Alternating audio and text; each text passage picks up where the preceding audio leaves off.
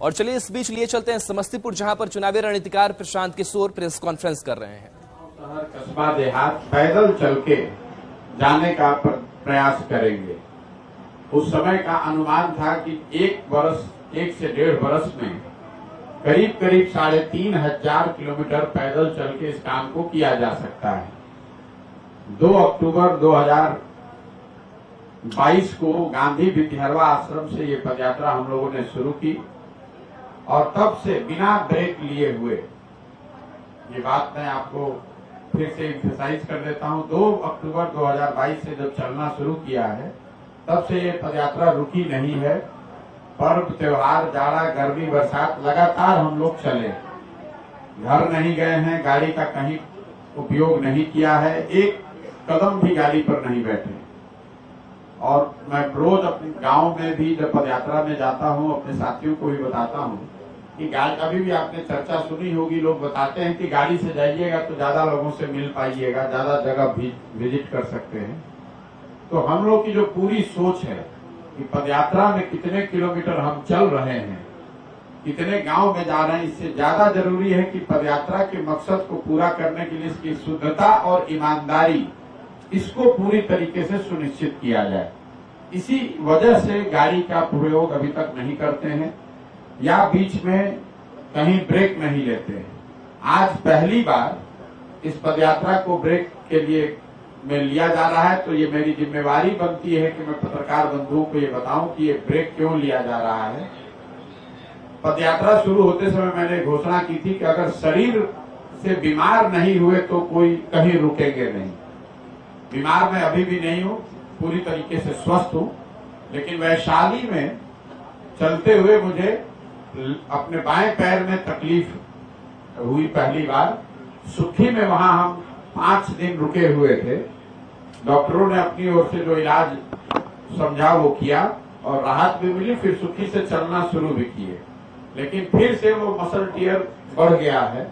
तो यहाँ जब मैं समस्तीपुर आया हूँ, उसके बाद से 1 दिन रुके और उसको जब जांच किया गया तो डॉक्टरों का ऐसा मानना है कि वो बहुत लंबे समय तक लगातार खराब सड़कों पर, ऊपर नीचे उबड़ खाबड़ सड़कों पर चलने से मसल टियर हो गया है, मतलब हिंदी में मसल फट गया है। और ये कोई बहुत गंभीर बीमारी नहीं है, बहुत ज्यादा ओवर यूज है, मतलब 20, 22, 25 किलोमीटर अगर आप डेली खराब सड़कों पर चल रहे हैं पैदल तो मसल फट सकता है। तो डॉक्टरों का अपना एक अनुमान है कि इसको दवा और इंजेक्शन से ठीक करने के साथ साथ ये जरूरी है कि 10-15 दिन का इसको आराम दिया जाए। जैसा कि आप देख रहे हैं, हम आपके सामने बैठे हैं, बिल्कुल स्वस्थ हैं, काम करने में कोई दिक्कत नहीं है। सिर्फ उनका सुझाव ये है कि चूंकि ये यात्रा अभी 1-1.5 महीने और 1-1.5 साल चलनी है, तो ये समय जब 8 महीने करीब हम लोग पैदल चल लिए, तो 10 दिन रुक के उस मसल को हील करने का अवसर दे दिया जाए। इसीलिए 10 से 15 दिन के लिए हम यात्रा को यहीं स्थगित कर रहे हैं और जब लौटेंगे 15 दिन में इसी जगह से पदयात्रा को पुराने ही फॉर्मेट में, अभी चर्चा चल रही थी, कई लोगों ने सुझाव दिया कि अब गाड़ी से चल लीजिए, आधा गाड़ी से चल लीजिए, लेकिन मैं आपको बता रहा हूं कि जिस फॉर्मेट में पदयात्रा अभी तक चली है उसी ईमानदारी और उसी शुद्धता से इसको आगे भी शुरू किया जाएगा और आगे भी किया जाएगा। जब मैं समस्तीपुर वापस लौटूंगा 15 दिन के बाद, तो इसको उसी तरीके से जैसे पिछले 7 महीने से किया जा रहा है, समस्तीपुर से आगे की बिहार की यात्रा उसी तरीके से पूरा की जाएगी। अगर फिर से कोई दिक्कत शरीर में हुई तो उस समय वो निर्णय लिया जाएगा, लेकिन अभी की सोच यही है कि जिस व्यवस्था में हम लोगों ने अभी तक पदयात्रा की है, इसी व्यवस्था और इसी प्रयोजन के तहत आगे इस काम को बढ़ाया जाएगा। आपने जो, बस मेरी ओर से इतना ही आपको सूचित करना था। बीमारी कुछ नहीं है, मेरा लेफ्ट पैर जो है, बाएं पैर में मसल फट गया है और डॉक्टर उसकी वजह बता रहे हैं लगातार खराब सड़कों पर 20-22 किलोमीटर डेली चलने से ये मसल टियर हुआ है, जिसको हील होने में 10 से 15 दिन का समय लग सकता है। कोई दवा भी खाने की जरूरत नहीं है, सिर्फ रेस्ट की बात है। उस पैर पर, बाएं पैर पर ज्यादा वजन नहीं देना है और खासकर बहुत लंबा चलना नहीं है। लेकिन उन सबका अनुमान है, पटना में जो डॉक्टर है या बाहर के भी डॉक्टरों से, जिन लोगों से भी हम लोगों ने सलाह लिया है, सबका मानना है कि 10 से 15 दिन में ये रिकवर हो जाएगा। और हो जाएगा तो इसी मैदान, इसी जगह से फिर जून के प्रथम सप्ताह से पदयात्रा को पुराने ही तरीके से फिर शुरू किया जाएगा। उसमें कोई चेंज नहीं होगा और आगे ये पदयात्रा बिना किसी ब्रेक के वैसे ही चलती रहेगी। आपने ठीक कहा, बस एक बात मैं कह के आपसे सवाल लूंगा। पत्रकारों के लिए हमारे पास करने के लिए कुछ नहीं है। जैसे आप मुझे शुभकामना दे सकते हैं बिहार होने के नाते, तो वैसे मैं भी आपको शुभकामना दे सकता हूं। पत्रकारों की हालत में हमेशा कहता हूं वो है जो वो डॉक्टर हैं जो सब गांव भर का इलाज कर सकते हैं लेकिन अपना इलाज नहीं कर सकते। दुर्दशा है, लेकिन आप बिहार के नागरिक भी हैं। आप तो देख रहे हैं कि पूरे राज्य में लोगों की क्या दुर्दशा है, तो आप और हम भी उसी के सहभागी हैं। व्यक्तिगत बात नहीं है, व्यक्तिगत तौर पर मेरा बच्चा अच्छे स्कूल में पढ़ सकता है, व्यक्तिगत तौर पर आप समृद्ध हो सकते हैं, लेकिन समाज के तौर पर हम लोगों की हालत बदहाल है। 2 दिन पहले अभी सरकारी आंकड़ा आया है और बिहार में 52% लोग, बिहार में देश में सबसे ज्यादा 52% लोग गरीबी रेखा से नीचे रह रहे हैं। ये सबसे भयावह स्थिति बिहार में अभी पूरे देश में है। यहाँ पर 80% लोग ऐसे हैं जो दिन का 100 रुपया भी नहीं कमाते हैं। शिक्षा की, स्वास्थ्य की, बाकी सुविधाओं की जो स्थिति है वो सब आपको पता है। इस पूरे पदयात्रा के दौरान करीब 3000 गांवों में अभी तक मैं पैदल गया हूं। उसका अपना अनुभव आप लोगों के माध्यम से साझा भी किया है। वो चर्चा आगे चलती रहेगी, लेकिन बिहार में 40,000 गांव है, तो मैं रुकने वाला नहीं हूं। आपके माध्यम से ये बात फिर से, चाहे कितनी भी बाधा आए, मैं पूरी तरीके से दृढ़ संकल्पित हूं। 1 बरस लगे कि 2 बरस, इसको इसी फॉर्मेट में, इसी ईमानदारी और शुद्धता से पूरा बिहार जरूर करेंगे। कहीं सवाल ही नहीं है उससे पीछे टिकने का या बदलने का। ये जरूर हो सकता है कि 5 दिन 10 दिन बीमार पड़ जाए, लेकिन अगर बीमार पड़ भी गए तो भी खड़े होकर वापस आकर इस काम को शुरू करेंगे। हर हालत में इस काम को मुझे करना ही है, तो कहीं इसमें कोई किंतु परंतु आप सोचिए मत। सवाल ही नहीं पैदा होता है इसको रोकने का। 10 दिन के लिए इसको स्थगित किया है, इसको बदला नहीं है, इसको रोका नहीं है, स्थगित किया है। जैसे ही स्वास्थ्य ठीक होगा वैसे ही वापस आकर, जैसे ही मसल टीयर रिपेयर हो जाएगा, वापस आकर उसी ईमानदारी और उसी शुद्धता से इसको फिर से पुनः करेंगे। बहुत बहुत धन्यवाद। ये पॉइंट ऑफ टाइम क्या होगा शुरुआत का? पॉइंट ऑफ टाइम अभी आउटर लिमिट डॉक्टर्स ने जो रखा है उसके हिसाब से 11 जून को हम यहाँ फिर से शुरू कर सकेंगे। और वो इसलिए कि जब हम वापस आएंगे तो 3-4 दिन तक ये पूरी व्यवस्था को फिर बनाने में लगता है। जैसे अगर आप इंजन को ऑफ कर दें तो उसको चालू होने में 3-4 दिन लगता है। तो to be on the safer side 15 दिन का रेस्ट है, लेकिन मैं पूरे काम कर रहा हूँ। हर दिन जो टीम काम कर रही है वो टीम काम करती रहेगी, मैं भी काम कर रहा हूँ। और 1 से 10 तारीख के बीच में मैं यहाँ वापस लौटूंगा। लौटकर 2-3 दिन जितने लोगों से मिलकर पदयात्रा को सुचारू रूप से चालू कराने की जो प्रक्रिया है वो किया जाएगा। हर हालत में अगर स्थिति बहुत नहीं बिगड़ी तो 11 तारीख अतवार है, उस दिन हम लोग के दिमाग में है कि 11 जून से इसको फिर से शुरू करेंगे। पदयात्रा में अभी तक कितने लोगों से मिल चुके हैं और क्या रिस्पॉन्स मिल रहा है? भैया पदयात्रा में कितने लोगों से मिल चुके हैं ये तो संख्या गिन पाना बड़ा मुश्किल है। मैंने जैसा आपको बताया करीब 3-1 गांव में पैदल चल के गए हैं हम लोग, और एक दिन में 8 से 10 गांव में जाते हैं।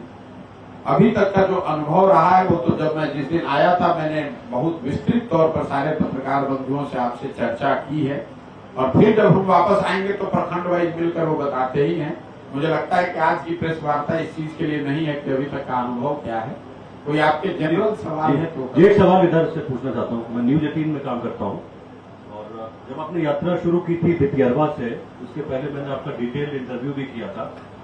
2500 किलोमीटर चलने के बाद बिहार के 2-3 मुख्य मुद्दे क्या हैं जिसको आप हाईलाइट करना चाहते हैं तभी भी मैंने ये सवाल पूछा था, उसमें ग्राउंड सिचुएशन में कितना बदलाव आया है? देखिए, राजनीति तो चलती रहेगी, लेकिन मुख्य मुद्दे क्या? मुख्य मुद्दे में हर जगह अपनी बात बताता हूँ। बिहार में अभी 2500 से ज्यादा गांव में जाने के बाद, 8 महीने गांव में रहने के बाद, मेरे हिसाब से बिहार की सबसे बड़ी लोगों की नजर में समस्या है वो बेरोजगारी और पलायन है। बेरोजगारी और पलायन बिहार की बड़ी समस्या है। ये बताने के लिए आपको पदयात्रा करने की जरूरत नहीं है, लेकिन पदयात्रा करने से जो अनुभव मुझे मिला कि ये हम लोग समझते हैं कि बेरोजगारी सिर्फ गरीबों के लिए समस्या है, ऐसी बात नहीं है। बिहार में जो रिलेटिव बेसिस पे समृद्ध परिवार हैं, मध्यम वर्गीय परिवार हैं, पढ़े लिखे लोग हैं, बड़े किसान हैं, उनको भी अपने बच्चों के रोजगार के लिए उतनी ही परेशानी है जितने गरीब व्यक्ति को। यही हाल कमोवेश पलायन की है। कई बार हम लोगों को ऐसा लगता है कि पलायन जो है ये गरीब और मजदूरों की समस्या है, ऐसी बात नहीं है। जब गांव में मैं गया हूं 2500 गांव में, तो मैंने ये इसकी विकरालता का अनुभव किया है, इसके सामाजिक पहलुओं को हम लोगों ने देखा है। शायद ही कोई ऐसा घर है किसी गांव में जहां पर माता पिता, पति पत्नी, बाल बच्चे एक साथ रहते हो, चाहे आप गरीब हो या अमीर। पलायन यहाँ बिहार के हर परिवार की सच्चाई है। अगर आप गरीब हैं तो आपके बच्चे 18 साल 20 साल की उम्र में मजदूरी करने चले गए। अगर आप मध्यम वर्गीय परिवार के हैं, समृद्ध परिवार के हैं, तो भी 18-20 साल का जो बच्चा है या तो उससे पहले ही हॉस्टल में चला गया पढ़ने, या आगे की पढ़ाई के लिए उसको बिहार छोड़कर जाना है, नौकरी करने उसको बाहर जाना है। आपके घर में जो वृद्ध है उसको चिकित्सा के लिए बाहर जाना है। कोई ऐसा परिवार, रेयर ही कोई मिलता है गांव में, जो परिकल्पना है परिवार की, वो कहीं न कहीं बिहार से खत्म हो गई है। हम 7 महीने से पैदल चल रहे हैं, तो लोग बता रहे हैं कि ये कितना बड़ा सेक्रीफाइस है कि अपने बाल बच्चों को छोड़कर ये पैदल चल रहे हैं, गांव में रह रहे हैं। लेकिन मैं रोज ये बताता हूं कि बिहार के ज्यादातर परिवारों की ये सच्चाई है कि वो अपने बाल बच्चों के साथ रहने का सुख आपको नहीं है, चाहे आप गरीब हो या अमीर। जो अच्छे परिवार है, समृद्ध परिवार हैं, उनके भी बाल बच्चे उनके साथ नहीं रह रहे हैं, क्योंकि यहाँ पढ़ने की, रोजगार की कोई व्यवस्था नहीं है। जो गरीब परिवार हैं, उनके तो जीवन की नियति बन गई है कि साल में 10 दिन 15 दिन ही अपने घर के जवान जो लड़का है, बच्चा है, सवांग है, मर्द है, आके रहता है। बाकी पूरे साल घर में महिलाएं और बच्चे और बूढ़े यही हैं। जो लड़का भी यहाँ जवान हो गया, 18 साल 20 साल का हो गया, उसको अपना घर, अपना परिवार, अपनी मिट्टी छोड़कर जाना है, और तब तक बाहर रहना है जब तक उसका शरीर जवान है, साथ दे रहा है। जब वो आदमी थकता है, 50-55 की उम्र में वापस आता है, बाहर मजदूरी करना, नौकरी करना बंद करता है, तो उसके घर में जो जवान लड़का है वो वापस जाता है। यही स्थिति कमोवेश अच्छे परिवारों की भी है, जहाँ लोग नौकरी, रिटायरमेंट के बाद गांव में लौटे हैं, लेकिन जब गांव में वो लौटे हैं तब उनके बच्चे उनके साथ रहने की स्थिति में नहीं है। तो मुझे लगता है कि बेरोजगारी और पलायन, इसकी विकरालता और इसका समाज पर जो असर है वो इतना गहरा असर है कि कहीं न कहीं जीवन की लोगों ने इसकी सच्चाई मान ली है। अपने हस्बैंड के साथ रहना ये सोच ही नहीं है लोगों को मालूम है कि मेरा जो हस्बैंड है वो बाहर ही रहेगा। इसके बाद जो दूसरी सबसे बड़ी समस्या दिखी वो किसानों की समस्या है। क्योंकि खेती यहाँ बहुत बड़ा विषय है, तो किसानों की यहाँ समस्या है। बोलचाल की भाषा में लोग गांव में बताते हैं कि पहले के जमाने में, आज से 15-20 साल पहले, जो लोग खेती किसानी करते थे वो अपना पेट भरने के साथ साथ मेहनत करके 2-4 कट्ठा जमीन, खेत खरीद पाते थे हर 5 साल 10 साल में। आज किसानों की समस्या ये है कि हर किसान परिवार, अगर उनके घर में कोई बिजनेस व्यापार नहीं है, कोई नौकरी करने वाला नहीं है, तो हर 5 वर्ष में किसान को 1-2 कट्ठा जमीन बेचना है। कोई घर में बीमार पड़ जाए, कोई शादी आ जाए, तो उसको जमीन बेचनी है। और उसके पीछे जो वजह मुझे समझ में आई है पिछले 8-9 महीने में पैदल चल के, वो 3 वजह है। पहला, बिहार में भूमि सुधार को लेकर जो काम नहीं किया गया 75 साल में, भूमि का मालिकाना हक वो किसी को पता ही नहीं है। 60% बिहार के लोग आज भी भूमिहीन हैं। देश में सिर्फ 38% लोग भूमिहीन हैं। बिहार में 60% लोगों के पास जमीन है ही नहीं। और उससे भी बड़ी बात यह है कि जो 40% लोगों के पास जमीन है, उनमें 90% मतलब 40 में 35 आदमी 2 बीघे से कम का मालिक है। जमीनों का फ्रेगमेंटेशन इतना हो गया है, परिवारों में बंटवारा होने की वजह से यहाँ जो किसान है वो एकदम बहुत छोटा किसान है। तो खेती किसानी करने का जो यहाँ काम है वो कमाने का प्रयोजन नहीं है, वो खाने का प्रयोजन है। किसान वही उपजा पा रहा है जिससे उसका और उसके बाल बच्चों का पेट भर जाए।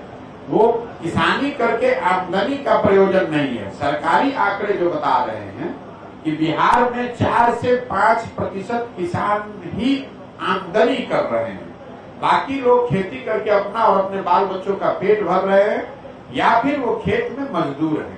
तो पहली खेती की जो समस्या है वो भूमि से संबंधित है, भूमि सुधार के न लागू होने की वजह से है। दूसरी जो बड़ी समस्या है वो जल प्रबंधन को लेकर। बाढ़ यहाँ आता है, 50% खेती योग्य जमीन बाढ़ से प्रभावित है, तो सब जानते हैं। लेकिन पैदल चलने के बाद मैंने ये देखा, महसूस किया कि बाकी के जो 50% जमीन है उसका भी एक बड़ा हिस्सा या तो वहाँ पानी के अभाव में वो सूखे से प्रभावित है, या दूसरी एक और जो बड़ी समस्या है, सीमावर्ती क्षेत्रों में नेपाल के नदियों के रास्ते बदलने से जमीन के कटाव की, और सिवान के बाद जब अगर आप चलेंगे तो सिवान, छपरा, वैशाली और अभी समस्तीपुर में शुरू किया है मैंने, यहाँ पर जल जमाव की जो चवर की जो समस्या है, हजारों एकड़ जमीन ऐसी है जिसमें पानी लगा हुआ है, एक बार लग गया तो 6 महीने साल भर वो पानी निकलता ही नहीं है। तो जल प्रबंधन, या तो बाढ़ से लोग प्रभावित हैं या सूखे से, और दोनों से अगर बच गए तो जल जमाव और नदियों से होने वाले कटाव की वजह से परेशान है। लेकिन इन दोनों के बाद किसानों की जो सबसे बड़ी समस्या अभी तक हमें समझ में आई है वो है उनके फसलों के दाम का न मिलना। इन सारी परेशानियों के बावजूद बिहार में जो किसान पैदा कर रहा है उसको उसके फसल के दाम नहीं मिलते हैं। मैं जिस समय में चला हूँ, ये समय में धान की कटाई हुई है गांव-गांव में। 90% से ज्यादा लोगों ने बताया कि धान उन्होंने 1200 से 1500 के दर से बेचा है, जबकि धान का आधिकारिक मूल्य है 2050 रुपया। कमोवेश यही स्थिति गन्ने की रही है, क्योंकि चंपारण, गोपालगंज, सीमान वाले, छपरा वाले एरिया में गन्ने की खेती पहले बड़े पैमाने पर होती थी। चीनी मिलों के बंद होने की वजह से गन्ने के जो किसान हैं वो पूरी तरीके से मिलों के मनमानी या बिचौलियों के हाथ में है, उनको अपने फसल का दाम नहीं मिलना है। इसका एक सरकारी आंकड़ा आपको बता देता हूँ। बिहार में पिछले 10 वर्ष में सिर्फ 13% धान ही किसान सरकारी मूल्य पर बेचा है किसान ने, और गेहूं के लिए ये प्रतिशत है 1। अक्सर हम लोग कहते हैं कि पंजाब में किसान बहुत अच्छा है, तो आपके लिए बता देता हूं, पंजाब में पिछले 10 साल में 70% गेहूं, 70% धान और 75% से ज्यादा गेहूं सरकारी समर्थन मूल्य या उससे ऊपर के भाव पर बेचा गया है। बिहार में 13% धान और 1% गेहूं ही समर्थन मूल्य पर बिका है। इसका एक आर्थिक अनुमान निकाला गया है, वो भी मैं आपसे साझा करना चाहता हूं। बिहार में जो किसान फसल पैदा कर रहे हैं अलग अलग, उनको सही मूल्य न मिलने की वजह से हर साल का उनका घाटा है 20 से 25 हजार करोड़ रुपया। मतलब सारी परेशानियों के बाद किसान जो पैदा कर रहा है उसका दाम न मिल पाने की वजह से यहाँ के किसानों को हर साल 20 से 25 हजार करोड़ का नुकसान हो रहा है। तीसरा और अंतिम जो एक बड़ी समस्या लोगों ने बताई, जो मैं देख रहा हूँ, वो बिहार में शिक्षा व्यवस्था का पूरी तरीके से ध्वस्त हो जाना। शिक्षा व्यवस्था यहाँ कभी बहुत अच्छी नहीं थी, मैं स्वयं यही सरकारी स्कूलों से पढ़ा हूँ, लेकिन आज जो यहाँ शिक्षा व्यवस्था है वो पूरी तरीके से स्कूली शिक्षा व्यवस्था उत्क्रमित विद्यालयों और नियोजित शिक्षकों के भरोसे छोड़ दिया गया है। तो पदयात्रा को लेकर के चुनावी रणनीतिकार प्रशांत किशोर जानकारी दे रहे थे कि अब यह जो यात्रा है स्वास्थ्य कारणों से फिलहाल स्थगित है और 11 जून से इसकी शुरुआत फिर से की जाएगी। बहरहाल